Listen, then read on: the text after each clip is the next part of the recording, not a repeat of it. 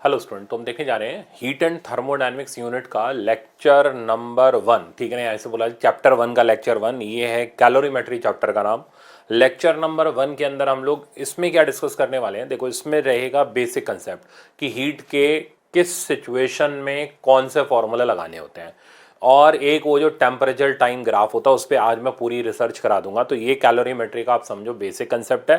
फिर हम numerical wise lecture बनाना इसके अंदर शुरू करेंगे। आइस वाटर का अलग लेक्चर रहेगा, स्टीम आइस का अलग लेक्चर रहेगा, आपका स्टेट चेंज ना उसका अलग लेक्चर रहेगा। तो इस तरीके से करके डिफरेंट जो प्रॉब्लम्स बनते हैं ना इसके अंदर, उनके अलग अलग सेपरेट लेक्चर हम देखेंगे। फिलहाल आज हम बेसिक कंसेप्ट देखते हैं। देखो पहले हीट के बारे में बात करते हैं कि हीट होती क्या है, कैसे इसके फॉर्मूले किस सिचुएशन में कौन से अप्लाई करने चाहिए। तो पहले बेसिक डेफिनेशन, तो heat is a form of energy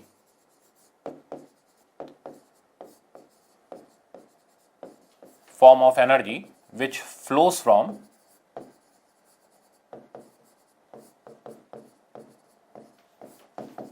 body at high temperature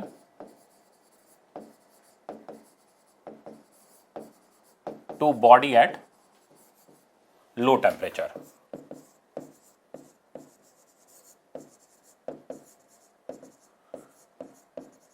ठीक है, अब अगर हम किसी बॉडी को हीट सप्लाई करते हैं, ठीक है ना, तो हीट सप्लाई करने पर दो तरीके के काम होते हैं। या तो बॉडी का टेम्परेचर राइज करता है या फिर बॉडी की स्टेट चेंज करती है। जैसे ये पेन है, अगर मैं इसे हीट करूं तो ऐसा तो नहीं तुरंत मेल्ट हो जाएगा, पहले ये गर्म होगा, मेल्टिंग पॉइंट तक जाएगा, फिर ये मेल्ट होना स्टार्ट होगा, है ना। फिर ये लिक्विड स्टेट में कन्वर्ट होगा, फिर बॉइलिंग पॉइंट पर जाएगा, बॉयल होगा, फिर ये गैसियस फेज के अंदर उड़ जाएगा। समझ गए आप मेरी बात। तो जब भी हम किसी सब्सटेंस को हीट सप्लाई करते हैं तो हीट सप्लाई करने पर वो हीट या तो टेम्परेचर चेंज कराती है या फिर उसकी स्टेट चेंज कराती है। बड़े केयरफुली हमें देखना पड़ता है। तो when heat is supplied to body, when heat is supplied to body, then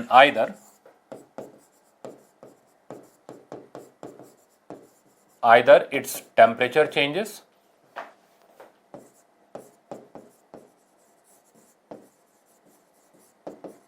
or its state changes।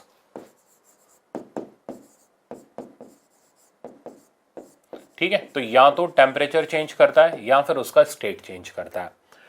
अगर इफ ऑन सप्लाइंग हीट,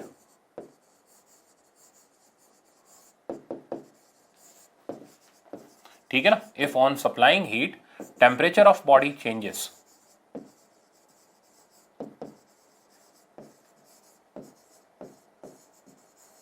ठीक, अब ध्यान से समझना। जैसे मान लो ये मेरे पास m मास का एक सब्सटेंस है, ठीक है ना, और मैंने इसको हीट सप्लाई करना शुरू किया। इस हीट के सप्लाई करते ही इसका टेम्परेचर T1 से T2 चेंज किया। ठीक, तो हमने जो हीट सप्लाई करी, सिंबल तो हीट का होता है डेल्टा क्यू, ये हीट सप्लाइड डायरेक्टली प्रोपोर्शनल होती है चेंज इन टेम्परेचर के, डायरेक्टली प्रोपोर्शनल होती है इसके मास के। तो कंबाइन करें तो ये हीट प्रोपोर्शनल होती है m इंटू डेल्टा टी के प्रोडक्ट के। प्रोपोर्शनलिटी का साइन हटाएं तो हमारे पास आ जाता है कांस्टेंट, जिसको हम बोलते हैं स्पेसिफिक हीट कैपेसिटी। तो हीट का फॉर्मूला हो गया ms डेल्टा टी, बट एक शब्द का ध्यान रखना, मैंने बोला कांस्टेंट, यानी ये फॉर्मूला तब वैलिड है जब स्पेसिफिक हीट कैपेसिटी, इस s को बोलते हैं हम स्पेसिफिक हीट कैपेसिटी, कांस्टेंट है। तो मैं आगे लिख दूं, तो delta Q equals to ms delta T हमें तब अप्लाई करना है, is applied when temperature of body changes and its specific heat capacity is constant. इन दो चीजों का ध्यान रखना है। तो Q equals to ms delta T is applied when temperature of body changes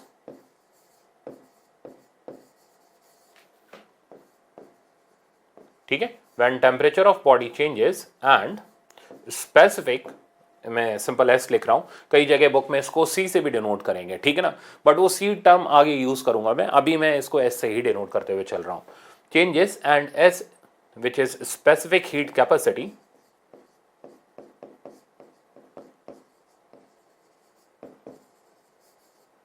is constant. ठीक है, तो ये फॉर्मूला तब यूज करेंगे जब स्पेसिफिक हीट कैपेसिटी कांस्टेंट है और टेम्परेचर चेंज कर रहा है। But when,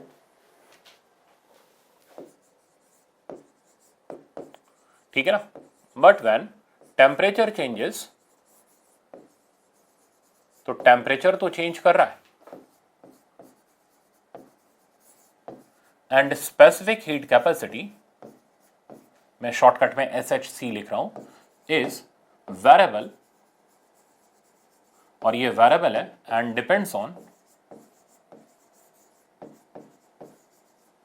temperature. तो अगर स्पेसिफिक हीट कैपेसिटी वेरिएबल है तो क्या करोगे, तो कुछ नहीं करना, delta Q equals to use करेंगे हम इंटीग्रल MSdt, और T1 से T2 तक हम इसको इंटीग्रेट कर देंगे, और रिक्वायर्ड हीट या इवॉल्व्ड हीट तो एब्जॉर्ब तब बोलेंगे जब बॉडी एब्जॉर्ब करेगी और उसका टेम्परेचर राइज करेगा, बॉडी रिजेक्ट तब करेगी जब उसका टेम्परेचर फॉल करेगा। सिंपल सा फंडा है यहाँ पे, ठीक है ना। तो इंटीग्रल MSdt हम तब यूज करेंगे जब स्पेसिफिक हीट कैपेसिटी वेरिएबल हो, ठीक है ना, और कांस्टेंट है तो इंटीग्रेशन की जरूरत नहीं है, आप direct MS delta T use कर सकते हो। अब बात आती है स्पेसिफिक हीट कैपेसिटी की। तो स्पेसिफिक हीट कैपेसिटी क्या होती है, इसकी डेफिनेशन जब आप बुक में पढ़ोगे ना, तो मैं आपको बताऊं बेवकूफ बनाया जाता है। तो डेल्टा Q जिसका फॉर्मूला है MS डेल्टा T, इसकी कोई प्रॉपर डेफिनेशन नहीं होती, बस यहीं से फॉर्मूले से तोड़ मोड़ के निकाल ली जाती है। मैं बताता हूँ कैसे। तो ये कहता है स्पेसिफिक हीट कैपेसिटी, ये बुक की डेफिनेशन है, is the amount of heat supplied, यानी S की वैल्यू डेल्टा Q के बराबर होगी। अब आप भी पूछोगे क्यों होगी सर बराबर, अगर मैं M को 1 कर दूं और डेल्टा T को 1 कर दूं, ये डिनोमिनेटर को 1 ही कर दूं, तो ऑटोमेटिक सी बात है ना, S की वैल्यू डेल्टा Q के बराबर हो जाएगी। आपको ये भी कोई बात हुई। तो ये डेफिनेशन बनाने का यहाँ एक जुगाड़ तंत्र है कि specific heat capacity is equals to the amount of heat supplied to unit mass of substance when its temperature changes by unity. अब मतलब कुछ नहीं मिला तो फॉर्मूले से उसकी डेफिनेशन क्रिएट कर दी, ये यहां पर मतलब है। कोई बात नहीं, लिख लेते हैं। तो स्पेसिफिक हीट कैपेसिटी रटने की जरूरत नहीं है, is the amount of heat supplied, और मैंने भी कोई रटी नहीं है, बस यही फॉर्मूले से मॉडिफाई कर दी, is the amount of heat supplied to unit mass of substance, unit mass of substance when its temperature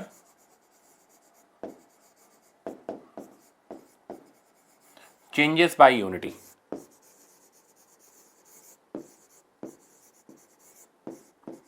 ठीक है, तो ये हो गई इसकी डेफिनेशन। अब बात कर लेते हैं इसके यूनिट की। तो स्पेसिफिक हीट कैपेसिटी का यूनिट, तो स्पेसिफिक हीट कैपेसिटी के बहुत सारे यूनिट होते हैं, क्योंकि हीट के भी बहुत सारे यूनिट हो जाते हैं भाई। जूल भी होता है हीट का, कैलोरी भी यूनिट होता है, किलो जूल होता है, किलो कैलोरी होता है, तो इस तरीके से करके 50 यूनिट है, पर हम मोस्टली जूल और कैलोरी में ही डील करेंगे। तो मैं बताता हूं आपको, देखो, तो स्पेसिफिक हीट कैपेसिटी का यूनिट भी कोई अलग से ऊपर से उतरा हुआ नहीं है, इसी फॉर्मूले से मैनेज कर लेते हैं। तो कैलोरी पर ग्राम पर डिग्री सेंटीग्रेड, और कुछ भी कर लो, कैलोरी पर किलोग्राम पर डिग्री सेंटीग्रेड, और जूल पर ग्राम पर डिग्री सेंटीग्रेड, और जूल पर किलोग्राम पर डिग्री सेंटीग्रेड। अब मेरा जो फेवरेट यूनिट है, मैं जो सबसे ज्यादा यूज करता हूं, वो ये वाला यूनिट है, कैलोरी पर ग्राम पर डिग्री सेंटीग्रेड। कारण इस यूनिट में जब चीजें होती हैं तो कैलकुलेशन बहुत आसान रहती है। जैसे स्पेसिफिक हीट कैपेसिटी वाटर के लिए इसका वैल्यू होता है 1, यूनिट इंपॉर्टेंट है, यूनिट होता है कैलोरी पर ग्राम पर डिग्री सेंटीग्रेड। सही है, तो ये specific heat capacity of water का वैल्यू होता है। आप सोचो 1 कितना आसान वैल्यू, किसी के साथ मल्टीप्लाई करो, कोई कैलकुलेशन का लफड़ा ही नहीं है। अब कई बार कैलोरी को जूल में भी कन्वर्ट करना होता है, तो कन्वर्जन फैक्टर यूज करते हैं 1 कैलोरी इक्वल्स टू 4.2 जूल। तो अगर आप 4.2 जूल से रिप्लेस कर देंगे तो यही बन जाएगा 4.2 जूल पर ग्राम पर डिग्री सेंटीग्रेड। ठीक है ना। अब देख रहे हो यूनिट जैसे ही बदला कैलकुलेशन बढ़ गई हमारे लिए, और मॉडिफाई करते हैं, जूल पर किलोग्राम में लाना है तो ग्राम को किलोग्राम में कन्वर्ट करना पड़ेगा। तो डिनोमिनेटर में 1/1000 आएगा जो ऊपर जाके मल्टीप्लाई हो जाएगा। तो 4.2 into 1000 जूल पर किलोग्राम पर डिग्री सेंटीग्रेड, तो बेसिकली बन गया 4200। तो 4200 जूल पर किलोग्राम पर डिग्री सेंटीग्रेड, और मुश्किल हो गई कैलकुलेशन, तो इसलिए सबसे आसान वैल्यू यही रहती है। तो 1 कैलोरी पर ग्राम पर डिग्री सेंटीग्रेड, जूल पर ग्राम में करना है 4.2, जूल पर किलोग्राम में करना है तो 4200। ये जैसे जैसे हम इस चैप्टर में आगे बढ़ेंगे ना आदत पड़ जाएगी आपकी, तो टेंशन मत लो उसकी। तो वाटर की स्पेसिफिक हीट कैपेसिटी ये हो गई। ये आपको वैल्यूज याद रखनी है, दी हो नहीं दी हो हमें फर्क नहीं पड़ता, हम इसको डायरेक्ट यूज कर लेंगे। Similarly specific heat capacity ice की ये होती है हाफ कैलोरी पर ग्राम पर डिग्री सेंटीग्रेड, ठीक है ना। तो हाफ का कन्वर्जन आप और वैल्यूज में करेंगे तो 4.2 लगाएं तो ये बन जाएगा 2.1, 2 से डिवाइड होकर के जूल पर ग्राम पर डिग्री सेंटीग्रेड। 1000 और मल्टीप्लाई कर दें यानी 2100 जूल पर किलोग्राम पर डिग्री सेंटीग्रेड। तो मेरे ख्याल से अब कन्वर्जन फैक्टर्स आपको पता चल रहे हैं। Similarly specific heat capacity steam के लिए लिखें तो ये भी तकरीबन इतनी ही होती है, तो न्यूमेरिकल वैल्यू में कोई चेंजेस नहीं है, हाफ कैलोरी पर ग्राम पर डिग्री सेंटीग्रेड, ठीक है ना। और बाकी यूनिट अब आप समझ ही गए, सेम चलेंगे। जूल पर ग्राम पर डिग्री सेंटीग्रेड, किलोग्राम में लाने के लिए 1000 से मल्टीप्लाई तो 2100 जूल पर किलोग्राम पर डिग्री सेंटीग्रेड। तो ये हो गए हमारे बेसिक स्पेसिफिक हीट कैपेसिटी के वैल्यूज, जो कि कांस्टेंट स्टेट में हम इस तरीके से यूज करते हैं, ठीक है ना। कैसे आगे सीखेंगे आप।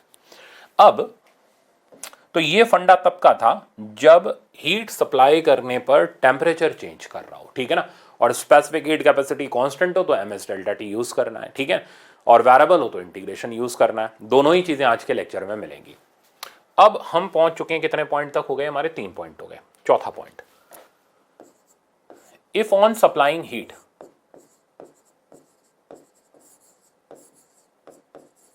ठीक है, तो if on supplying heat only state changes, तो अगर स्टेट चेंज करे, अब स्टेट कहां से चेंज करेगी, कहां से कहां चेंज करेगी, सॉलिड से लिक्विड, ठीक है ना, या लिक्विड से गैस। तो स्टेट चेंजेस, तो स्टेट चेंज का फंडा 2 जगह पर होता है, सॉलिड से लिक्विड जिसको हम फ्यूजन बोलते हैं, लिक्विड से गैस जिसको हम वेपराइजेशन बोलते हैं। तो या तो स्टेट सॉलिड से लिक्विड में जाए और लिक्विड से गैस में जाए, ठीक है ना। तो if on supplying heat only state changes then formula of heat energy is m times L, where L is called latent heat, ठीक है। इसमें कोई डेल्टा टी का टर्म नहीं आएगा क्योंकि टेम्परेचर चेंज ही नहीं कर रहा, ठीक है ना। जब चेंज ही नहीं कर रहा तो वहां पर उसका फॉर्मूला ही पूरा का पूरा चेंज हो गया, m इंटू एल इसका फॉर्मूला बन गया। तो ये तब लगाना है जब स्टेट चेंज करेगी। अब कौन सी स्टेट में कैसे लगाना है मैं बताता हूं, देखना। तो लेटेंट हीट यूनिट, तो लेटेंट हीट की डेफिनेशन कोई डेफिनेशन नहीं है, बस यहीं से बेवकूफ बना दिया गया। Latent heat is the amount of heat supplied when state of unit mass of substance changes from solid to liquid और लिक्विड टू गैस, ठीक है। तो बेवकूफ बनने की जरूरत नहीं है, बुक से डेफिनेशन रटने की जरूरत नहीं है। यहाँ डेफिनेशन फॉर्मूला बेस्ड डेफिनेशन है, फॉर्मूले से मॉडिफाई करके दी जाती है, यूनिट पर काम करते हैं। तो इसका यूनिट स्पेसिफिक का क्या था, कैलोरी पर ग्राम पर डिग्री सेंटीग्रेड, इसका यूनिट हो गया कैलोरी पर ग्राम और जूल पर ग्राम, ठीक है, और जूल पर किलोग्राम। अब वो सिचुएशन के हिसाब से जैसा होगा हम यूज कर लेंगे। अब जैसा मैंने बताया सॉलिड से लिक्विड या लिक्विड से गैस 2 जगह पर स्टेट चेंज करती है, तो हम भी इस फॉर्मूले को 2 जगह पर मॉडिफाई करते हैं। तो यहां पर चेंज ऑफ स्टेट हो रही है और फर्स्ट सिनेरियो में स्टेट चेंज कर रही है सॉलिड से लिक्विड, और इस प्रोसेस को हम बोलते हैं मेल्टिंग, ठीक है। तो मेल्टिंग हो रही है या फिर हम इसको फ्यूजन बोलते हैं। दूसरी जगह स्टेट चेंज कर रही है लिक्विड से गैस,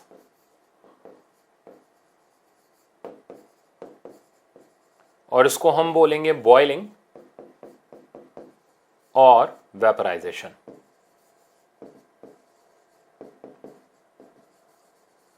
ठीक है। तो इन दोनों ही सिचुएशनों में हीट का फॉर्मूला ml होगा, बस सफिक्स सिचुएशन के हिसाब से चेंज कर जाएगा। यहां सफिक्स आ जाएगा LV where V stands for MLF where F stands for latent heat of fusion, ठीक है ना। तो LF यहां ब्रैकेट में लिख दूं, latent heat of fusion. Similarly यहां पर जब बॉइलिंग या वेपराइजेशन होगा, ठीक है ना, और हीट सप्लाइड का फॉर्मूला यूज करना होगा, हम यूज करेंगे LV where LV stands for latent heat of vaporisation, ठीक है। सिंपल सफिक्स है। एग्जाम्पल, अब जैसे मेल्टिंग की हम बात करते हैं तो हम जनरली आइस का ही स्टैंडर्ड एग्जांपल लेते हुए चलते हैं। तो आइस 0 डिग्री सेंटीग्रेड पर मेल्ट करती है। तो अगर आप 0 डिग्री सेंटीग्रेड आइस को हीट दोगे, उसका टेम्परेचर राइज नहीं करेगा तब तक जब तक वो पूरी तरीके से 0 डिग्री सेंटीग्रेड वाटर में ना मेल्ट हो जाए, ठीक है ना। तो इसका स्टैंडर्ड एग्जांपल हो गया melting of 0 degree centigrade ice to 0 degree centigrade water. तो जब तक ये कन्वर्जन नहीं होगा 0 डिग्री सेंटीग्रेड आइस जब तक पूरी तरीके से 0 डिग्री सेंटीग्रेड वाटर में नहीं कन्वर्ट हो जाएगी तब तक टेम्परेचर राइज नहीं करेगा, ठीक है ना। अब यहां से यहां कन्वर्जन के लिए हम फॉर्मूला हीट का यूज करेंगे MLF। तो latent heat of fusion of ice का जो स्टैंडर्ड वैल्यू होता है, फिक्स्ड वैल्यू याद रखना है 80 कैलोरी पर ग्राम। बाकी वैल्यूज बकवास हैं, ठीक है ना। कर लेंगे कन्वर्ट, बकवास इन द सेंस कैलकुलेशन में मुश्किल करेंगे। तो कैलोरी को जूल में कन्वर्ट करो तो 80 इंटू 4.2 जूल पर ग्राम। किलोग्राम करना है तो फिर 1000 से और मल्टीप्लाई कर लो 4200। तो क्यों इतना लंबा पंगा लेना, तो बेहतर है ये सिंपल, सस्ता, सुंदर, टिकाऊ वैल्यू याद रखना, ठीक है ना। सिमिलरली इसका एग्जाम्पल हो गया, आप 100 डिग्री सेंटीग्रेड वाटर को हीट करो तो ये कन्वर्ट होगा स्टीम में एट 100 डिग्री सेंटीग्रेड। जब तक ये पूरी तरीके से स्टीम में कन्वर्ट नहीं हो जाता तब तक टेम्परेचर वाटर का राइज नहीं करेगा, ठीक है ना। अब इस दौरान हम बोलेंगे लेटेंट, फॉर्मूला यूज करेंगे MLV where LV stands for latent heat of vaporisation to steam. और latent heat of vaporisation to steam का वैल्यू भी फिक्स होता है 540 कैलोरी पर ग्राम। तो ये हमें कुल मिलाकर के कुछ रिजल्ट्स हैं जो अच्छी तरीके से ध्यान रखने हैं ताकि आगे कन्वर्जन फैक्टर में हमें दिक्कत ना आए। तो याद कब होंगे, ऐसे रटने से तो याद होते नहीं, ठीक है ना। तो जब तक हम प्रॉब्लम नहीं लगाएंगे तब तक हमें याद नहीं होंगे। तो इन पे बेस्ड हम प्रॉब्लम्स देखते हैं। अभी मैं ग्राफ भी बताऊंगा आपको जो कि टेम्परेचर टाइम ग्राफ रहेगा। आज का मेन हाईलाइट ही वही है और उस ग्राफ के ऊपर पूरी रिसर्च रहेगी, उसके ऊपर बेस्ड न्यूमेरिकल रहेंगे। अब जैसे ये पहला स्टैंडर्ड थ्योरेटिकल एग्जांपल, इससे हम ग्राफ डिजाइन करेंगे, पढ़ो। तो ये कह रहा है 1 ग्राम आइस है। तो ये हमें आइस दे रखी है जिसका मास है 1 ग्राम, ठीक है। और इसका टेम्परेचर था -10 डिग्री सेंटीग्रेड। अब क्या करना है, इसको हमें कन्वर्ट करना है। किस में कन्वर्ट करना है, स्टीम में कन्वर्ट करना है, ठीक है। मास कितना स्टीम का, तो पूरा का पूरा मास आइस का स्टीम में ही कन्वर्ट होगा 1 ग्राम। कितने टेम्परेचर तक, 120 डिग्री सेंटीग्रेड पर। अब क्या ये सिंगल स्टेप का प्रोसेस है कि आइस को आपने सीधे धड़ाम से स्टीम में कन्वर्ट कर दिया, नहीं। स्टेट सोचो, आइस है सॉलिड स्टेट में, स्टीम हो गई गैसियस स्टेट में, तो सॉलिड से गैस जाना है, कैसे जाएगा, सॉलिड को हीट करोगे, पहले वो अपने मेल्टिंग पॉइंट तक आएगा, ठीक है ना। जैसे मैं स्टेप ऑफ वर्किंग यहां पर लिख रहा हूं, फिर हम कैलकुलेशन स्टार्ट करेंगे।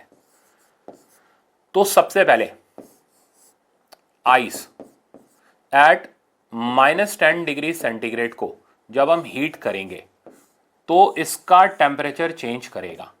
कब तक, जब तक ये अपने मेल्टिंग पॉइंट पर ना आ जाए। तो यहां से यहां तक हमने इसको हीट किया और इस हीट के कारण इसका टेम्परेचर चेंज किया, ठीक है ना। तो सॉलिड को पहले उसके मेल्टिंग पॉइंट तक लाए, ठीक है। इस दौरान जो हीट हमने इसे प्रोवाइड करी डेल्टा Q1, क्योंकि टेम्परेचर चेंज किया तो फॉर्मूला यूज किया MS डेल्टा T। अब बहुत प्रॉपर चीजें ध्यान से देखना, हर चीज विद प्रॉपर यूनिट पुट करेंगे। मास 1 ग्राम, जब तक हम पूरे फ्लो में नहीं आ जाते। स्पेसिफिक हीट कैपेसिटी जो स्टेट है, जैसे आइस है तो आइस की स्पेसिफिक हीट कैपेसिटी वैल्यू मैंने बताई थी हाफ कैलोरी पर ग्राम पर डिग्री सेंटीग्रेड। डेल्टा टी तो 0 माइनस माइनस 10 करेंगे तो 10 डिग्री सेंटीग्रेड। सही है, ये पूरा प्रॉपर कैलकुलेशन के साथ है। सेंटीग्रेड यहां से उड़ गया, ग्राम यहां से निकल गया, आंसर कैलोरी में बचा, वैल्यू 5 कैलोरी। तो आइस को उसके मेल्टिंग पॉइंट तक लाने में 5 कैलोरी की हीट एनर्जी की जरूरत होगी। अभी रास्ता लंबा है, ये होगी फर्स्ट स्टेप। अब आते हैं हम सेकंड स्टेप पर। अब सेकंड स्टेप हमारी रहेगी आइस जो कि पहुंच चुकी है 0 डिग्री सेंटीग्रेड पर। इसको फर्दर अगर हम हीट देंगे तो कोई टेम्परेचर इसका राइज नहीं करेगा तब तक जब तक ये पूरी तरीके से वाटर में कन्वर्ट नहीं हो जाती एट 0 डिग्री सेंटीग्रेड। और ये प्रोसीजर हो गया इसका मेल्टिंग, यानी अब आइस मेल्ट करेगी। तो सॉलिड को हम पहले उसके मेल्टिंग पॉइंट तक लाए, फिर हम उसे मेल्ट करा रहे हैं। तो स्टेजेस अच्छी तरह समझते हुए चल रही हैं। अब इस दौरान फ्यूजन हो रहा है, तो हीट का फॉर्मूला MLF हमने यूज किया, latent heat of fusion of ice, हमने अभी अभी जस्ट देखा 80 कैलोरी पर ग्राम उसका वैल्यू होता है। पुट करते हैं तो मास हो गया 1 ग्राम, लेटेंट हीट ऑफ फ्यूजन हो गई 80 कैलोरी पर ग्राम, और ये ग्राम ग्राम यहां से गया, आंसर आ गया 80 कैलोरी। ठीक है, तो ये हो गया स्टेज नंबर 2 में दी गई हीट, जिसमें हमने आइस को मेल्ट कराया। तो आइस को मेल्ट कराने में, पूरी तरीके से मेल्ट कराने में 80 कैलोरी की एनर्जी खर्च होगी। अब स्टेज नंबर सी पर आते हैं। अब वाटर आ चुका है, 0 डिग्री सेंटीग्रेड पर है। इसे हीट करने पर इसका टेम्परेचर राइज करेगा। ठीक है ना, स्टेट चेंज हो चुकी है, लिक्विड स्टेट। कब तक राइज करेगा? जब तक ये अपने बॉइलिंग पॉइंट तक ना जाए। तो लिक्विड तब तक राइज करेगा जब तक बॉइलिंग पॉइंट तक ना जाए। तो वाटर को हीट देने पर ये हीट होता रहेगा जब तक वाटर का टेम्परेचर 100 डिग्री सेंटीग्रेड ना हो जाए। अब क्या चेंज कर रहा है? अगेन टेम्परेचर चेंज कर रहा है। तो हीट का formula MS, S specific heat किसका? वाटर का, डेल्टा टी। ठीक है, मास हो गया 1 ग्राम, वाटर का स्पेसिफिक हीट कैपेसिटी 1 कैलोरी पर ग्राम पर डिग्री सेंटीग्रेड। वैसे ये गिवन होते हैं क्वेश्चंस में, ठीक है ना, बट मेरी आदत है कि ये वैल्यूज जनरली याद रख लो तो हमें क्वेश्चन में झांकने की जरूरत नहीं पड़ती अनटिल जब तक ये वैल्यू चेंज ही ना कर दे एग्जामिनर। ठीक है ना, तो अपनी तरफ से स्टैंडर्ड फिक्स वैल्यू है, आप इनको यूज कर लो। डेल्टा टी हो गया 100 माइनस 0 यानी 100 डिग्री सेंटीग्रेड। सेंटीग्रेड सेंटीग्रेड गया, ग्राम ग्राम गया, आंसर बचा 100 कैलोरी। तो वाटर को 0 डिग्री सेंटीग्रेड से 100 डिग्री सेंटीग्रेड ले जाने में 100 कैलोरी की एनर्जी की जरूरत पड़ेगी। स्टेज नंबर डी पर आते हैं। अब वाटर अपने बॉइलिंग पॉइंट पर पहुंच चुका है। अब हम इसे बॉइल करा के स्टीम में कन्वर्ट करेंगे। तो अब अगर हमने वाटर एट 100 डिग्री सेंटीग्रेड को हीट दी तो ये हीट इसके टेम्परेचर को नहीं चेंज कराएगी, ये हीट इसके स्टेट को चेंज कराएगी। तो स्टीम एट 100 डिग्री सेंटीग्रेड में जब तक ये कन्वर्ट नहीं हो जाएगा तब तक टेम्परेचर चेंज नहीं करेगा। अब यहां हम बोलेंगे क्या हो रहा है? बॉइलिंग हो रही है। ठीक है ना, और ये इसका बॉइलिंग पॉइंट है 100 डिग्री सेंटीग्रेड। तो यहां पर वेपराइजेशन या बॉइलिंग, कुछ भी टर्म आप यूज कर सकते हो। डेल्टा Q4 का वैल्यू अगर हम निकालें तो ये हो जाएगा MLV, latent heat of vaporization. वहां मैंने LF यूज किया था ना, हाँ ठीक है। M हो गया 1 ग्राम, लेटेंट हीट ऑफ वेपराइजेशन मैंने बताई थी स्टीम की 540 कैलोरी पर ग्राम। तो आंसर आया मेरे पास 540 कैलोरी। अब यहीं पर एक छोटा सा कंसेप्चुअल आता है कि बताओ स्टीम 100 डिग्री सेंटीग्रेड की ज्यादा खतरनाक है या वाटर एट 100 डिग्री सेंटीग्रेड? खतरनाक से क्या सेंस है यहाँ पर? डरावना नहीं, खतरनाक। खतरनाक मतलब 100 डिग्री सेंटीग्रेड वाटर हाथ पे गिर जाए, ठीक है ना, या स्टीम 100 डिग्री सेंटीग्रेड की हाथ पे लग जाए, तो कौन ज्यादा जलाएगा, ये खतरनाक का मतलब है। तो देखो स्टीम एट 100 डिग्री सेंटीग्रेड के पास इतनी एक्स्ट्रा अमाउंट ऑफ एनर्जी है as comparison to water at 100 degree centigrade. तो स्टीम ज्यादा डेंजरस है क्योंकि उसके पास MLV की एक्स्ट्रा अमाउंट ऑफ एनर्जी है as comparison to water at 100 degree centigrade. तो स्टीम ज्यादा नुकसान करेगी एज कंपैरिजन टू वाटर। तो ये हो गया एक छोटा सा कंसेप्चुअल। अब 4 स्टेजेस पूरी हो चुकी हैं, 5वीं स्टेज पर आते हैं। अब हमें ले जाना है स्टीम के टेम्परेचर को 120, ये गैसियस फेज के अंदर कन्वर्ट हो गई।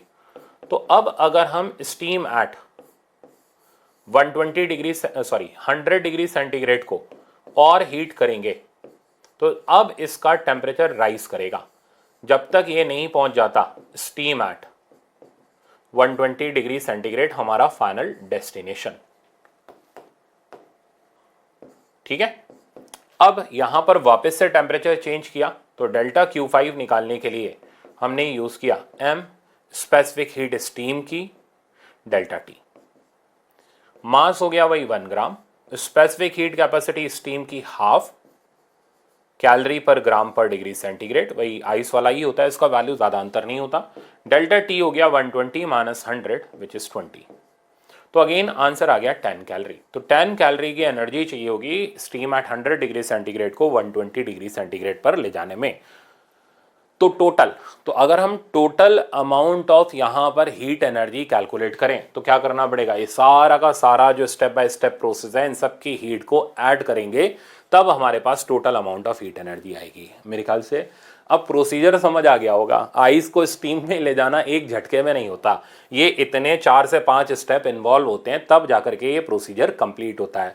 तो अब इससे क्या क्या आया कि किस स्टेज में कौन सा फॉर्मूला यूज करना है, वैल्यूज का इस्तेमाल कैसे करना है, यूनिट कौन सा आसान होता है, कैलकुलेशन कैसे निपटाई जाती है। अब मैं आता हूं ग्राफिकल सेक्शन पर, ठीक है ना। तो ग्राफ ये मैंने ऑलरेडी बना रखा है, तो अभी जो जस्ट था, चलो एक बार मैं अभी वाले का ही ग्राफ आपको दिखाता हूं, फिर हम अगले ग्राफ पर आते हैं। तो अगर हम इसका टेम्परेचर टाइम ग्राफ बनाए, ठीक है, तो मैंने टेम्परेचर स्टार्ट किया हुआ था, कहां से था, आइस हमारी कितने टेम्परेचर पर थी, -10 पर। तो हम -10 यहीं ले लेते हैं, तो ये हो गया -10 डिग्री सेंटीग्रेड, क्या फर्क पड़ता है, ये ले लिया 0 डिग्री सेंटीग्रेड, ये ले लिया 100 डिग्री सेंटीग्रेड, ठीक है। अब हमने -10 डिग्री सेंटीग्रेड की आइस को हीट किया तो इसका टेम्परेचर राइज किया जब तक ये 0 डिग्री सेंटीग्रेड तक नहीं पहुंच गया। यहां जाकर के कुछ देर के लिए टेम्परेचर कांस्टेंट हो गया जब तक पूरी आइस मेल्ट नहीं हो गई, ठीक है ना। तो ये स्टेज हो गई मेल्टिंग की। ये stage change in temperature of solid दिखा रही है, यहां rise in temperature of solid,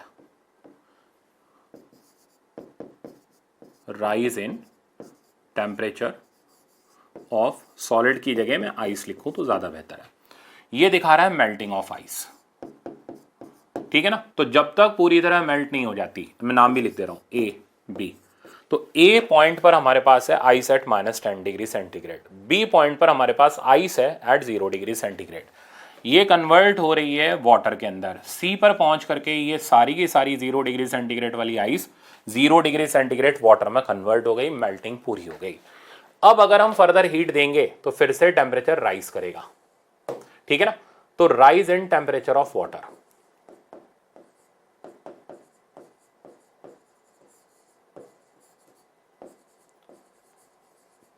और डी पर पहुंच गया। सी पर कौन था, 0 डिग्री सेंटीग्रेड वाटर, डी पर कौन है, 100 डिग्री सेंटीग्रेड वाटर, बी पर कौन है, 0 डिग्री सेंटीग्रेड आइस। देखो सारा स्ट्रक्चर अब हमारा पूरा का पूरा क्लियर होता चला जा रहा है।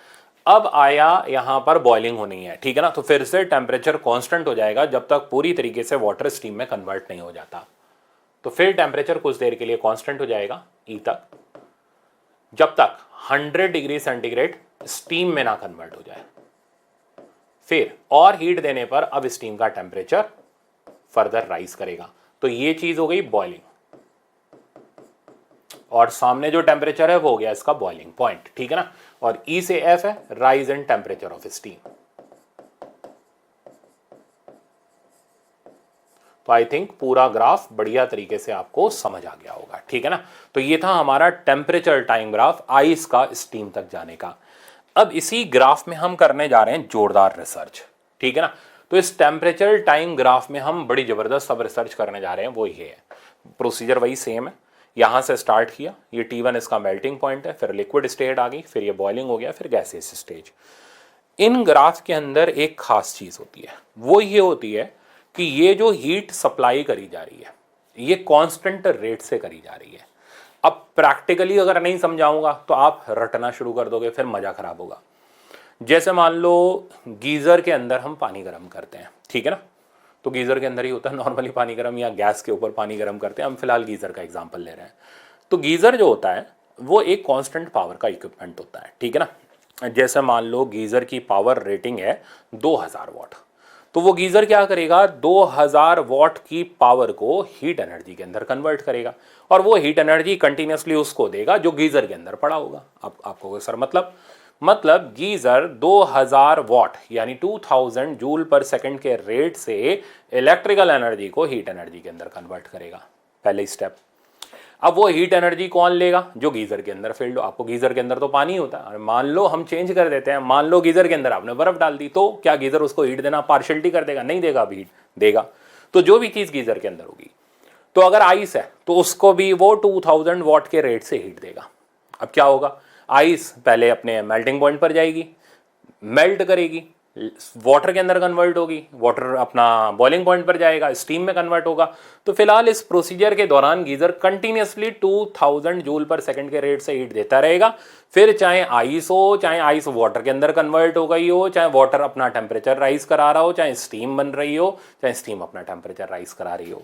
तो जब ये शब्द बोला जाता है heat is supplied at constant rate, इसका मतलब इक्विपमेंट बराबर रेट से, उसी रेट से हीट एनर्जी सप्लाई कर रहा है। तो rate at which heat energy supplied यानी delta Q by delta T जब कांस्टेंट होता है, तो इसका मतलब है यहां पर जिस रेट से हीट सप्लाई कर रहा है, यहां पर, यहां पर, यहां पर, यहां पर, हर जगह पर rate at which heat supplied is same, ठीक है ना। तो अब इससे हम क्या सिग्निफिकेंस निकालें, तो देखो इफ, और इस पर बहुत सारे न्यूमेरिकल मैंने रखे हैं, rate at which heat energy supplied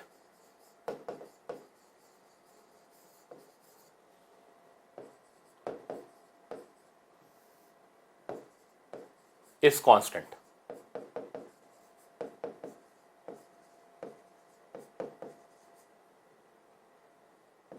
then अब ध्यान से देखना, तो delta Q by delta T, ठीक है ना, डेल्टा क्यू हो गया heat energy supplied, delta T हो गया टाइम। तो delta Q by delta T को बोलेंगे rate at which heat energy supplied, तो ये हो गया रेट। अब अगर ये रेट कांस्टेंट है यानी पावर कांस्टेंट है, ठीक है ना, तो हर जगह का delta Q by delta T आपस में बराबर होगा।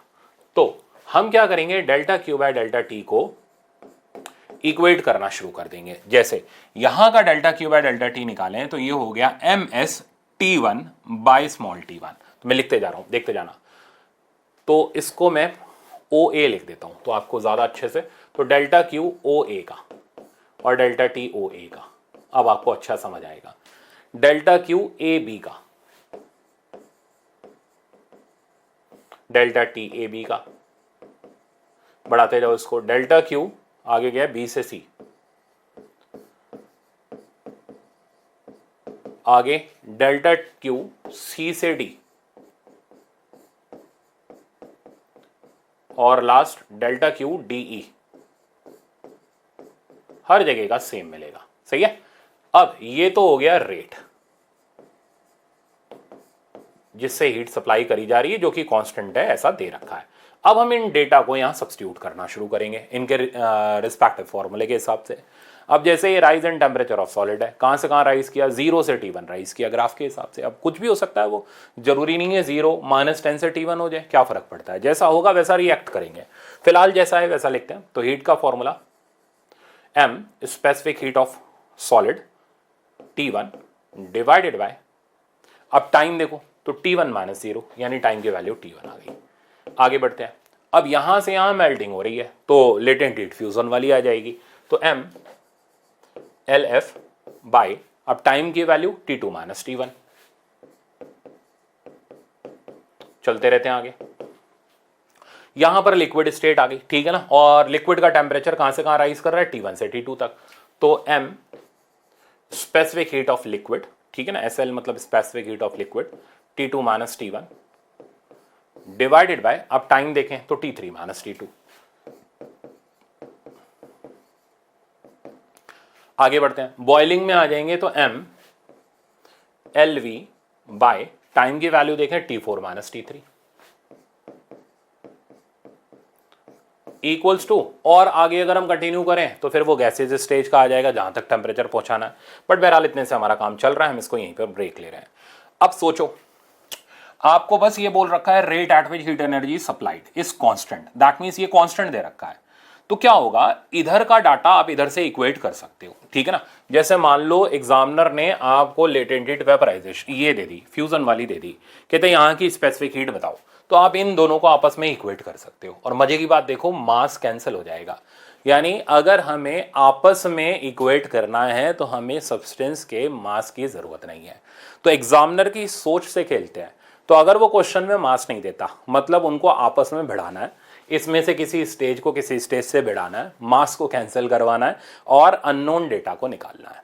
अब अगर एग्जामिनर मास देता है, ठीक है ना, ये सारा डेटा देता है, तो फिर ऑब्वियसली वो रेट पूछेगा, या रेट देगा तो इधर से कोई डेटा होगा तो मास वास उसको देना पड़ेगा, ठीक है ना, तब जाकर के वो यहां के डेटा को इससे इक्वेट कराएगा। तो रेट को अगर delta Q by delta T के फॉर्मूले से इक्वेट करवाना है तो भाई सारी चीजें उधर की मास वास हमें पता होना चाहिए, तब जाकर के हमारी इक्वेशन फॉर्म होएगी। तो आपस में भिड़ाना है तो मास की जरूरत नहीं है, कैंसल आउट हो जाएगा। रेट से इनको भिड़ाना है तो मास की जरूरत पड़ सकती है, या वो क्वेश्चन में पूछ सकता है। तो ये मतलब कुल मिलाकर के इस पे बनने वाले सवालों का टाइप रहता है, जो मैंने लाइन लगा दी है। अब आप देखो, इसकी पहले सवाल से ही हम शुरू हो जाते हैं, पढ़ो। कहता है heat is being supplied at constant rate. कितना रेट नहीं दिया, to a sphere of ice. तो हमें पता है कि रेट कांस्टेंट है, तो कहीं ना कहीं ये आपस में भिड़ाएगा, ठीक है। पढ़ो पढ़ो, आप आगे पढ़ो। Which is melting at the rate of 0.1 gram पर सेकेंड। तो स्फीयर जो है मेल्ट कर रहा है और मेल्टिंग का रेट दे रखा है, delta M by delta T की वैल्यू दे रखी है 0.1 ग्राम पर second, and melts completely in 100 second. The rate of rise of temperature thereafter. तो अब बताओ आगे किस रेट से टेम्परेचर राइज कर रहा है, ये क्वेश्चन में हमें बताना है। तो इसको सॉल्व करने के लिए बेसिक अपना वही कंसेप्ट यूज करते हैं, rate at which heat is supplied.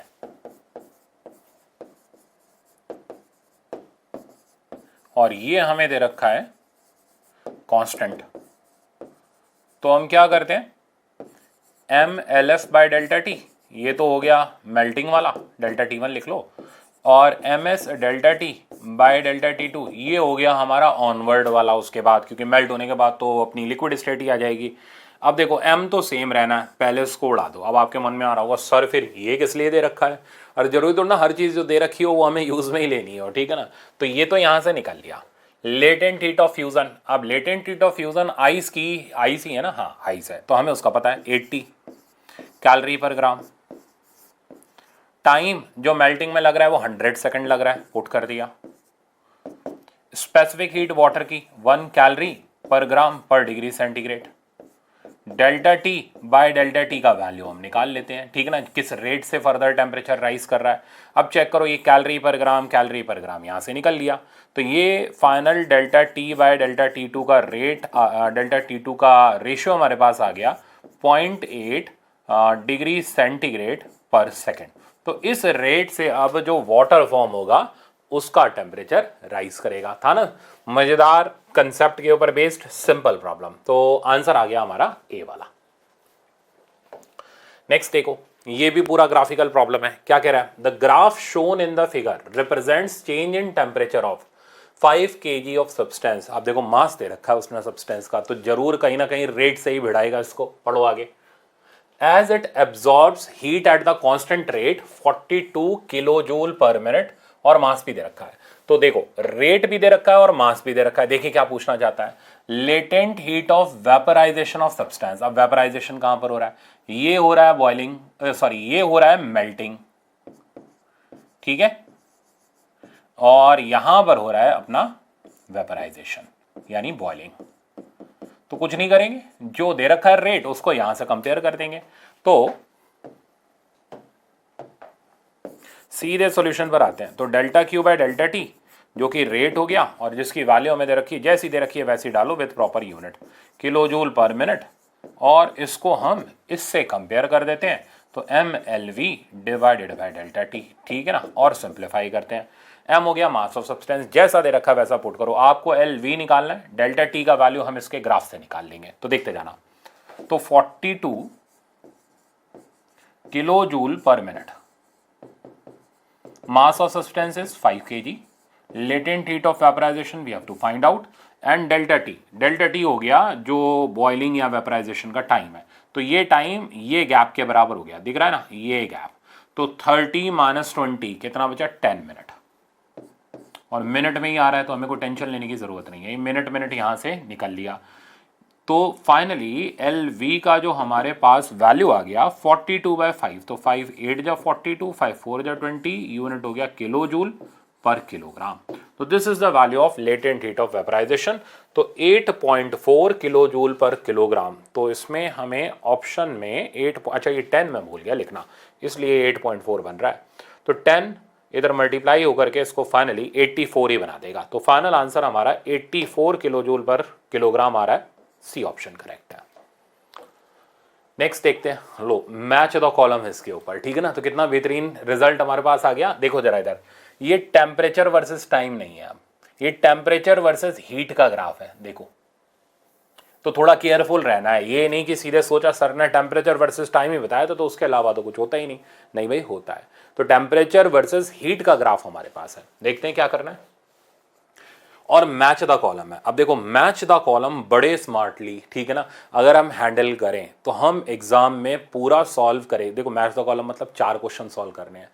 अब 4 करने बैठे तो 4 मिनट लगाएंगे, ठीक है ना, यानी एक मैच द कॉलम 4 मिनट लेके चला जाएगा। बट अगर हम स्मार्ट वर्क करें तो यही चीज़ 30 से 45 सेकेंड में हम उड़ा सकते हैं। अब मैं बताता हूँ स्मार्ट वर्क कैसे करते हैं। तो देखो सबसे पहले ये हमसे ये सारा डेटा हमें दे रहा है, ठीक है ना। तो कैलकुलेशन इसके हिसाब से करनी है। जैसे स्पेसिफिक हीट ऑफ आइस 0.53 दे रखी है, हम 0.5 लेते हैं। लेटेंट हीट वही दे रखी है, वाटर का अपना वही फ्यूजन वेपराइजेशन वाला 540 दे रखा है। तो इनकी वैल्यूज में चेंज नहीं किए, बस specific heat capacity of ice 0.5 की जगह 0.53 ले ली, क्या खास फर्क पड़ जाएगा। हम 0.5 से काम चला लेंगे नियर बाय वैल्यू निकाल के। अब ये कहता है Q1 Q2 Q3 Q4 को मैच करो। तो मैचिंग की जो स्ट्रैटेजी है वो ये है, किसी एक को सॉल्व कर लो, A B C D में से किसी एक को सॉल्व कर लो। जैसे शुरुआत हम Q1 से कर लेते हैं। तो मैं Q1 निकालता हूं। अब Q1 निकालने के लिए Q1 यहां से यहां का हीट हो गया, देखो ये हो गया Q1, ठीक है ना। इस दौरान जो सॉलिड है उसके टेम्परेचर को राइज कराया जा रहा है -40 से 0 पर। तो Q1 का जो फॉर्मूला हो गया वो हो गया MS डेल्टा टी, ठीक है ना। तो Q1 की वैल्यू आ गई, मास हमें क्वेश्चन में गिवन होगा, हाँ है 10 ग्राम। स्पेसिफिक हीट कैपेसिटी आइस का 0.53 रख देते हैं, बाद में जुगाड़ लगा देंगे। और 0.53 कैलोरी पर ग्राम पर डिग्री सेंटीग्रेड। अब तो खैर हमें इसकी यूनिट की भी जरूरत नहीं, मैनेज होने लग गए ये। डेल्टा टी का वैल्यू हो गया 0 - 40 यानी 40 डिग्री सेंटीग्रेड। ये सब कट के आंसर कैलोरी में आ गया। देखो कितना आया, ये बना 400 × 53। तो 4 × 53 हो गया, 4 3 जा 12 और 5 4 जा 20, 21 212 कैलोरी। ये हो गया Q1 का वैल्यू। अब ब्रेक मारो तो Q1 की वैल्यू इसमें वेरीफाई करो। तो Q1 की वैल्यू 212 के बराबर है, ये रहा, सही है। यानी A का आंसर S है। तो A का आंसर S है। बस अब ये नहीं कि आंख बंद कर ही सब सॉल्व कर दिया। अब ऑप्शन में चेक करो A का आंसर S कितने ऑप्शन में है। तो A का आंसर S यहां पर भी है, A का आंसर S यहां पर भी है। जब किस्मत बड़ी अच्छी चल रही होती है तो एक ही में मिलता है और बस कुछ नहीं करना पड़ता, टिक मार के आगे निकल लेते हैं। बट यहाँ किस्मत उतनी अच्छी नहीं चल रही, 2 में मिल रहा है। अब स्मार्ट वर्क सुनो, ठीक है ना। अब इसके बाद जो भोंदू होगा, ठीक है ना, तो वो क्या करेगा, वो तो कहेगा नहीं यार 2 में मिल रहा, अब तो हमें सारे सॉल्व करने पड़ेंगे। नहीं, स्मार्ट वर्क आ गया। तो इसमें एक आंसर S मिल रहा है, इसमें एक आंसर S मिल रहा है। अब आगे चेक करो। अब अगर आपने Q2 निकाला तो ये तो तय है, ये आंसर नहीं है, ये आंसर नहीं है ना। तो अगर आपने Q2 निकाला तो इसका आंसर P इसमें भी इसमें भी है। आप इसको डिफरेंशिएट नहीं कर पाओगे, पहचान नहीं पाओगे कि कौन सा है, क्योंकि दोनों आंसर सेम जा रहे हैं। अभी भी चेक करो, इसका आंसर Q है, इसका आंसर Q है। यानी Q2 और Q3 निकाल करके मेरा सवाल सॉल्व नहीं होगा, मेरे को अंत में Q4 तक जाना पड़ेगा। तो मैं क्यों पागल बनूं, मैं सीधे Q4 का वैल्यू निकाल लूंगा ना, तो मेरे को पता चल जाएगा कि इन दोनों में से कौन सा आंसर जल्दी से करेक्ट होगा। आप समझ गए। ये स्मार्ट वर्क आपको एग्जाम में करना है जब भी आप मैच द कॉलम लगा रहे हो, ठीक है। तो instead of solving Q2 Q3 we have to solve only value of Q4, ठीक है। तो मैं Q4 निकाल रहा हूं, फिर आप देख लेना Q4 की वैल्यू कौन सी मैच करती है? Q4 का है, ये रहा Q4 हो गया अपना वेपराइजेशन वाला, दिस इज Q4। अब इस दौरान जो हीट का फॉर्मूला चला वो हीट का फॉर्मूला हो गया MLV, मास तो वही 10 ग्राम, लेटेंट हीट हमें पता ही है 540। आंसर देखो कितना आसान 5400, इसलिए मैंने बोला था 45 सेकंड के अंदर गिरा देंगे सवाल। अब सोचो 5400 यानी कि डी का आंसर Q वाला जा रहा है। अब डी का आंसर Q वाला सॉरी डी 5400 है, मैंने गलत लिख दिया, तो डी का आंसर जो जा रहा है वो आर जा रहा है। अब आर वाला आंसर किसके अंदर है? इसके अंदर है, इसके अंदर नहीं है, तो हमारा राइट आंसर जो हो गया वो ये नहीं है, राइट आंसर हमारा ये है। तो अब आई थिंक एग्जाम में मैचिंग करने की स्ट्रेटजी मैंने आपको दे दी, ठीक है ना। तो जो डिफरेंट है ना उसको सॉल्व करो। अब मान लो ए में सारे आंसर एस दे रखे होते हैं, तो मैं क्या पागल हूं क्या, मैं ए को सॉल्व करूंगा? कोई फायदा ही नहीं मिलेगा उसको सॉल्व करने का। तो मैं देखूंगा कौन सी चीजें डिफर कर रही हैं, तो जो डिफर कर रही है ना उसको निकाल लो, उससे बेनिफिट ये होता है जल्दी से आंसर मिल जाता है। तो आप जब भी मैचिंग करो इस तरीके को फॉलो करना। अच्छा नेक्स्ट देखते हैं। तो आई थिंक अब वो Q3 और Q4 जो Q2 बीच में रह गए वो आप पिछले सवाल में सॉल्व खुद कर सकते हो। ये कह रहा है in the given figure two solid A and B of same mass are heated at constant rate. लो भाई फिर से बोल पड़ा heated at constant rate, rate नहीं दिया मतलब आपस में भिड़ाएगा। तो जिस रेट से ए को हीट किया जा रहा है उसी रेट से बी को हीट किया जा रहा है, यानी delta Q by delta T का रेशियो ए और बी दोनों के लिए सेम है। Then find ratio of latent heat of fusion. तो फ्यूजन की बात चल रही है, तो फ्यूजन ए का यहां से यहां हुआ, टाइम देखो 7 - 4 यानी 3 मिनट मिला, तो ये इसका डेल्टा टी हो गया। बी के लिए आप चेक करोगे ना तो बी का फ्यूजन यहां से यहां हो रहा है और बी के लिए ये डेल्टा टी बी हो गया। वैल्यू इस डेल्टा टी बी का हो गया 6 - 2 4। सही है। अब क्या करते हैं, दोनों के लिए रेट तो सेम है, कंपेयर कर देते हैं। तो delta Q by delta T for A in case of fusion, delta Q by delta T for B. इसमें दो पार्ट है तो मैं फर्स्ट पार्ट को पहले सॉल्व कर रहा हूं। तो डेल्टा क्यू का फॉर्मूला हो गया, मास कैसा है दोनों का, मास हमें दे रखा है सेम, तो M L A by delta T की वैल्यू ए के लिए मैंने निकाली हुई है, दैट इज कितना था, ये ब्लू का डिफरेंस हो गया 3 मिनट। मिनट है सेकंड है, कुछ नहीं दे रखा तो कोई बात नहीं, हम भी क्यों लिखें, 3 छोड़ो, equals to M L B latent heat for B, और इसके लिए डेल्टा टी की वैल्यू होगी 4। अब हमें L A by L B का रेशियो देना है, तो ये तो बच्चों का खेल हो गया 3/4। तो राइट आंसर हमारे फर्स्ट वाले प्रॉब्लम का ये हो गया 3/4, दैट मीन्स ऑप्शन 1। इसका सेकंड पार्ट भी है, सेकंड को भी सॉल्व करते हैं। सेकंड में कह रहा है स्पेसिफिक हीट का रेशियो बताओ और सॉलिड स्टेट की। तो सॉलिड स्टेट ये ध्यान रखना लिक्विड स्टेट है, ठीक है ना। तो सॉलिड की स्पेसिफिक हीट कैपेसिटी का रेशियो हमसे पूछ रहा है, तो अब हमें ये वाला पोर्शन, ये जो मैं ग्रीन से शेड कर रहा हूं ना, ये देखना पड़ेगा। तो इसके लिए ए के लिए तो टाइम हो गया 4 मिनट, ठीक है, और बी के लिए देखोगे तो टाइम हो गया ये 2 मिनट। तो अब कंपेयर कर देते हैं delta Q by delta T A का सॉलिड स्टेट के लिए, delta Q by delta T B का सॉलिड स्टेट के लिए। Formula M S delta T, तो एम ऐसे change in temperature, change in temperature A का 0 से 40 हो रहा है, तो इधर आ गया 40।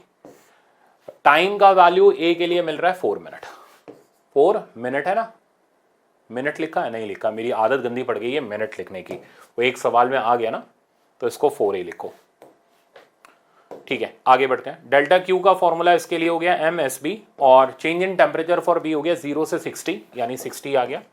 डेल्टा टी इसका हो गया 2। अब एम से एम कैंसिल हो गया, हमें S A by S B का रेशियो लेना है, तो S A by S B का रेशियो ये मेरे पास आ गया 3:1। तो अब आप राइट आंसर चेक कर लो, इसका राइट आंसर हमारा सेकंड वाला हो गया, ठीक है ना। तो आई थिंक अब तो ग्राफ में कंट्रोल आ गया होगा आपका। और देखो ये कह रहा है स्टूडेंट, ये बहुत अच्छा सवाल है, ठीक है ना, तो ये मैं हर बार कराता हूं, आपको भी बता रहा हूं ताकि आपसे भी छूटे नहीं एग्जाम में आने पर। तो ये कह रहा है स्टूडेंट टेक्स 50 ग्राम वैक्स। अब वैक्स सॉलिड स्टेट में होगा, ये ध्यान रखना है। तो ये इसकी सॉलिड स्टेट है, यहां वैक्स लिक्विड में आया, यहाँ वैक्स अपना क्या बोलते हैं मेल्ट हो रहा है, तो ये मेल्टिंग को इंडिकेट कर रहा है। ये लिक्विड में टेम्परेचर राइज कर रहा है, ये वेपर फेज में जा रहा है, ये पूरा वेपर में हो गया, ठीक है ना, गैसियस फेज में कन्वर्ट हो गया। तो यहाँ बॉइलिंग हो रही है, यहाँ मेल्टिंग हो रही है। अब करना क्या है, the graph between temperature and time is as follows, heat supply to the wax पर minute and the boiling point are respectively. तो हमें वो रेट निकालना है जिससे हम वैक्स को हीट सप्लाई कर रहे हैं, वैक्स को, लिक्विड को नहीं। तो वैक्स को हीट सप्लाई करना यहां से निकलेगा, समझे आप मेरी बात। तो बहुत से स्टूडेंट कंफ्यूज हो जाते हैं यार कहां से निकालें, तो वैक्स जहां पर सॉलिड स्टेट में वहां से निकालो। तो कैलकुलेट करके दे देते हैं इसको। तो delta Q by delta T for wax which is in solid state, formula ms delta T by delta T. अब मास ऑफ वैक्स हमें दे रखा होना चाहिए 50 ग्राम, स्पेसिफिक हीट देखो दे रखी है 0.6, यूनिट देखना किलो कैलोरी, जैसा है वैसा डालो, बाय किलोग्राम और डिग्री सेंटीग्रेड। अब देखो लफड़ा हुआ, ये किलोग्राम में ये ग्राम में, तो यूनिट तो भिड़ गए, अलग अलग हो गए। अभी जुगाड़ बताता हूं आपको। इनटू डेल्टा टी का वैल्यू चेक करो, डेल्टा टी हुआ 0 से 50 डिग्री सेंटीग्रेड बाय, अब चेंज इन टाइम, टाइम 0 से 1 और मिनट में है भाई, अब तो 1 मिनट। अब जब तक ये ग्राम और किलोग्राम कटेंगे नहीं तब तक हमारी बात नहीं बनेगी। अब इनको कैंसिल करने का रास्ता क्या है, देखो इसका रास्ता, सांप भी मर जाए लाठी भी ना टूटे। आपको अगर सर मतलब क्या है इस चीज का, मतलब ये देखो, बहुत ध्यान से देखना, ये किलो कैलोरी, ये किलोग्राम। अब देखो जबरदस्त स्मार्ट वर्क, ये किलो और ये किलो दोनों हिलो, मतलब ऊपर नीचे से किलो किलो उड़ा दिए। तो अब क्या बचा, कैलोरी पर ग्राम पर डिग्री से। आपको सर ऐसे भी कर लेते हैं क्या, बिल्कुल यार, ऊपर भी किलो है नीचे भी किलो है, दोनों को हिला दो वहां से उठा करके पकड़ करके, मतलब कैंसिल कर दो, तो अपना कैलोरी पर ग्राम में कन्वर्ट हो गया। तो कुछ नहीं करना पड़ा। इसको बोलते हैं सांप भी ना मरे और लाठी भी टूट जाए। नहीं, उल्टा बोल गया मैं, सांप भी मर गया और लाठी भी नहीं टूटी। अब सिंप्लीफाई कर लो इसको, तो रिजल्ट हमारा आ गया, ये हो गया 3 और 1500 और यूनिट हो गया कैलोरी पर मिनट, ठीक है। तो अब आंसर चेक करो, कैलोरी पर मिनट के हिसाब, अच्छा हमें वैक्स पर मिनट ही निकालना था, हीट सप्लाई टू वैक्स पर मिनट, तो विच इज 1500 हमारा ये जा रहा है। एक और चीज पूछी गई है, बॉइलिंग पॉइंट, ये तो बहुत ही आसान सवाल है, तो बॉइलिंग पॉइंट तो यही हो गया 200 डिग्री सेंटीग्रेड, तो राइट आंसर हो गया सी। नेक्स्ट देखते हैं। ओके, अब आया एक और अच्छा सवाल, देखो specific heat of substance is given by C equals to A plus BT। अब दिमाग की घंटी बजाओ, C equals to A plus BT क्या इंडिकेट कर रहा है, वेरिएबल स्पेसिफिक हीट कैपेसिटी है। सवाल ms डेल्टा टी से नहीं निकलेगा, इंटीग्रेशन से निकलेगा। तो कहता है C equals to A plus BT, A के वैल्यू ये दे रखे हैं, B के वैल्यू ये दे रखे हैं, मास ये दे रखा है, टेम्परेचर 280 से 312 दे रखा है, तो बता दो हीट कितनी होगी, ठीक है। तो सीधे से डायरेक्ट सवाल इंटीग्रेशन का है, तो सॉल्व करते हैं। इंटीग्रल m, अब s की जगह सिंबल c आ गया, क्या फर्क पड़ता है, dt, टेम्परेचर 280 से 312 केल्विन। अब एक एक डेटा पुट करो, मास 1.2 है तो उसको तो पहले ही बाहर निकाल दो। इंटीग्रेशन में आ गया a प्लस BT dt, कहां से कहां तक, 280 से 312, केल्विन में ही चल रहा है। 1.2 बाहर पड़ा रहने दो, पहले तो आप इसको इंटीग्रेट कर लो, तो ये बन जाएगा 80 plus BT square by 2 from 280 से 312। अब वैल्यू बड़े संभाल के पुट करने हैं, नहीं तो कैलकुलेशन ऐसी हो जाएगी संभाल ही नहीं जानी। 1.2 अलग करो a, अब यहां आ जाएगा अपर माइनस लोअर लिमिट, तो 312 माइनस 280 प्लस b बाई 2। अब ये हो जाएगा 312 स्क्वायर माइनस 280 स्क्वायर। अब हम कोई पागल तो नहीं हुए कि 312 का स्क्वायर करें फिर 280 का स्क्वायर करें और माइनस करें, smart work, a minus B a plus B लगाएंगे, ठीक है ना। अब डेटा पुट करते जाते हैं, 1.2 a का वैल्यू डालते हैं, a का वैल्यू कितना दे रखा है 1.12, ठीक है। अब 312 माइनस 280, तो ये बचा 32। b की वैल्यू कितनी है, b की वैल्यू है हमारी 0.016 बाई 2 कर लेते हैं, तो एक साथ ही कर देते हैं 0.008, यूनिट वही चल रहे हैं तो इसलिए कोई फर्क नहीं पड़ रहा। फाइनली यूनिट हमारा हीट का किलो जूल में बन जाएगा, सिंपल, ठीक है। a माइनस बी, तो 312 माइनस 280 32, और 312 प्लस 280 करेंगे तो ये आ जाएगा 592। देखो ये बन रही है कैलकुलेशन। अब फिर से स्मार्ट वर्क, 32 को पकड़ो बाहर निकालो, तो 1.2 इंटू 32 1.12 प्लस 0.008 इंटू 592, ठीक है ना। तो ये तो 8 करो और इसको 0.592 कर लो। 32 पहले ही विदा कर दिया हमने बाहर। अब 0.59 ये हमारी सेहत पे क्या करेगा, 6 ले लेते हैं, तो ये हो जाएगा 4.8। तो 1.2 32 1.12 4.8, ठीक है। ऐसे कैलकुलेशन निपटाई जा रही है। तो अब आया मेरे पास 1.2 इंटू 32 इंटू, और इसको सम अप करेंगे तो ये बनेगा 5.92, जिसको मैं 5.9 ले रहा हूँ। और बस आपको सिंपल मल्टीप्लाई करना है, ये नियरली 226 के आसपास आएगा, ठीक है ना। अब आप इससे, क्योंकि हमने राउंड ऑफ वगैरह किए हुए हैं, तो 226 के नज़दीक का आंसर देख लो, तो वो हो गया 225, ठीक है। तो हमारा राइट आंसर इसके अंदर जो होगा वो होगा 225। तो आई थिंक ये अच्छा कैलकुलेटिव एक सवाल था जो कराना ज़रूरी था इंटीग्रेशन के ऊपर। एक और प्रॉब्लम है, देखो ये कंपैरेटिवली आसान है, ये भी वेरिएबल स्पेसिफिक हीट कैपेसिटी का ही है, आपको दिख ही रहा है सामने। और इसके अंदर बोल रहा है specific heat of a metal at low temperature varies according to this relation, AT3। A जहां पर कोई कांस्टेंट है, ठीक है ना। T is the absolute temperature, heat energy needed to raise unit mass of metal, तो मास ऑफ मेटल 1 दे रखा है, तो ये मतलब हम टेंशन फ्री हो गए। अब हमसे कहता है 1 केल्विन से 2 केल्विन ले जाने के लिए हीट बता दो, तो सीधे MSDT लगाया, 1 केल्विन से 2 केल्विन के बीच में इंटीग्रेट कर देते हैं।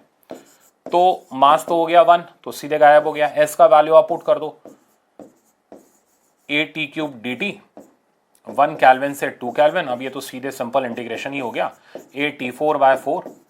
अच्छा, अब T4 की वैल्यू तो अपर लिमिट पुट करेंगे तो 2 की पावर 4, तो A टाइम्स 2 की पावर 4 माइनस 1 की पावर 4 डिवाइडेड बाय 4, तो 2 की पावर 4 हो गया हमारा 16, 16 माइनस 1 हो गया 15, तो 15A/4। तो हीट एनर्जी सप्लाइड की वैल्यू हमारे पास आ गई 15A/4। अब आप राइट आंसर मिला लो, तो इसका राइट आंसर हमारे पास हो गया बी वाला।